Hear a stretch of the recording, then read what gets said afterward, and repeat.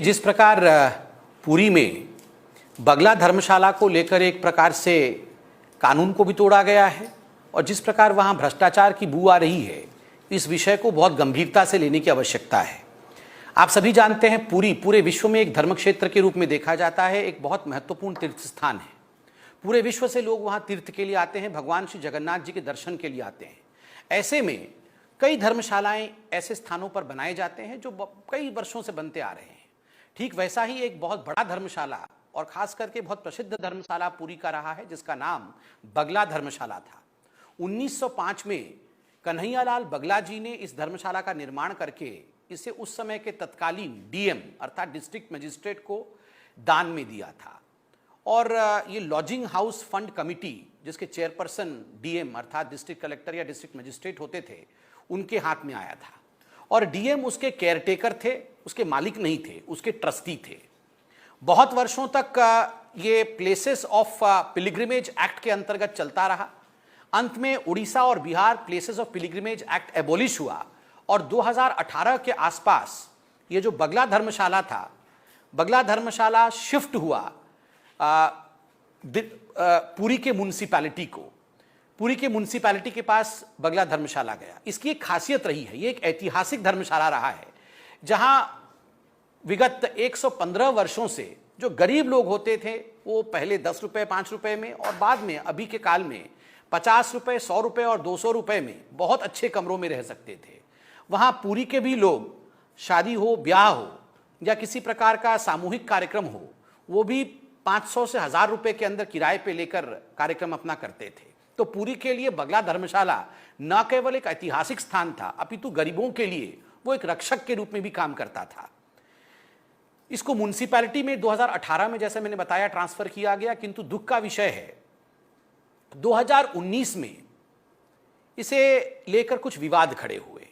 इस बीच में केंद्र सरकार ने प्रसाद योजना के अंतर्गत 20 करोड़ रुपए आवंटित किए और बगला धर्मशाला भी प्रसाद स्कीम के अंतर्गत कैसे उसका उत्थान हो, कैसे उसका जीर्णोद्धार हो, इसको लेकर काम आरंभ हुआ। आईटीडीसी को यह टेंडर मिला कि वो जीर्णोद्धार का काम बगला धर्मशाला का उसके हाथ में आया।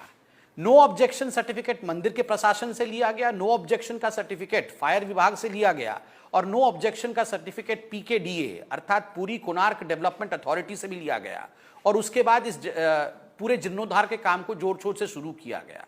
आपको जान के आश्चर्य होगा कि आईटीडीसी ने लगभग 3 करोड़ रुपए इस जीर्णोद्धार में खर्च भी कर दिया था कि अचानक विगत वर्ष से, जो कंट्रोवर्सी की मैं बात कर रहा था, म्युनिसिपैलिटी से रातों रात, म्युनिसिपैलिटी अभी खंडित है, वहां काउंसिल बैठती नहीं है, म्युनिसिपैलिटी से लैंड यूज चेंज करके इस जमीन को रेवेन्यू डिपार्टमेंट में लाया गया।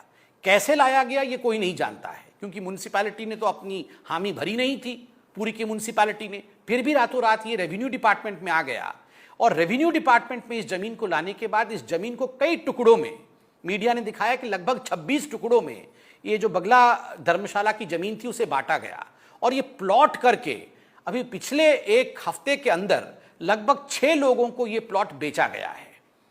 ये बहुत ही अपने आप में आश्चर्य का विषय है कि आखिरकार धर्मस्थान जो होता है उसके धर्मशाला के स्थान को बेचा नहीं जा सकता है, यहां उस स्थान को बेचा गया है। और एक बड़ी बात हुई थी कि 2019 के दिसंबर के महीने में जगन्नाथ बस्तिया नामक एक सोशल वर्कर, उन्होंने उड़ीसा के हाईकोर्ट में इस पर अपील भी किया था, एक पीआईएल लगाया था। उस पीआईएल को लेकर 17 दिसंबर 2019 में हाईकोर्ट ने इस पर उत्तर मांगा था सरकार उड़ीसा सरकार से उत्तर मांगा था। अभी तक उड़ीसा सरकार ने उस पर उत्तर नहीं दिया है कि किस प्रकार इस आईटीडीसी के काम को रोका गया और प्लॉटिंग हुई है, अभी तक उत्तर दिया नहीं है। किंतु विगत एक हफ्ते के अंदर 6 लोगों को यह बेच दिया गया है, 6 प्लॉट। यह अपने आप में एक बहुत संशय का विषय है और बहुत सारे प्रश्न इससे उठते हैं। पीआईएल का उत्तर नहीं देना, रातों रात म्युनिसिपैलिटी से रेवेन्यू डिपार्टमेंट में ले आना, धर्मशाला का जो दान का प्रॉपर्टी है, जो दान की संपत्ति है, उसको आप रेवेन्यू डिपार्टमेंट में लाके बेचने का काम करना, ये सब बहुत प्रश्न उठ रहे हैं। लोगों का इसमें स्पष्ट रूप से ये मानना है कि जो आंखों को दिख रहा है उससे अधिक इसमें गड़बड़ी है। ये 6 लोगों को जो बेचा गया है लॉज ओनर्स को, ये तो केवल आंख दिखाने के लिए है, मगर इसके पीछे ये भी सुनने में आ रहा है कि बहुत बड़े बड़े जो मंत्री नेता इत्यादि सरकार के हैं और कुछ ऐसे ब्यूरोक्रेट्स भी हैं जो चाहते हैं कि ये जो प्राइम प्रॉपर्टी है, बड़दांडों में जो प्राइम प्रॉपर्टी है, करोड़ों की प्रॉपर्टी है, इन प्रॉपर्टियों को, इन प्लॉट्स को हथियाया जाए और इस पर अपने रहने के लिए या अपने बिजनेस के लिए वहां पर किसी प्रकार का प्रकरण आरंभ किया जाए। इसके पीछे यही सोच है और यही षड्यंत्र है। दूसरी बात यह है कि सुप्रीम कोर्ट ने भी 2019 में एक हिदायत दी थी राज्य सरकार को कि चूंकि पूरी एक तीर्थ स्थान है तो 60,000 तीर्थ यात्रियों के लिए रहने के लिए यहां पर प्रबंध किया जाए, यहां व्यवस्था की जाए।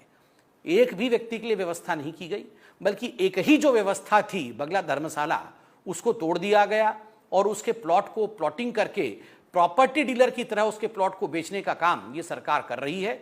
ये अपने आप में न केवल भ्रष्टाचार अपितु कहीं न कहीं एक बहुत बड़े दुर्नीति की तरफ इशारा करता है।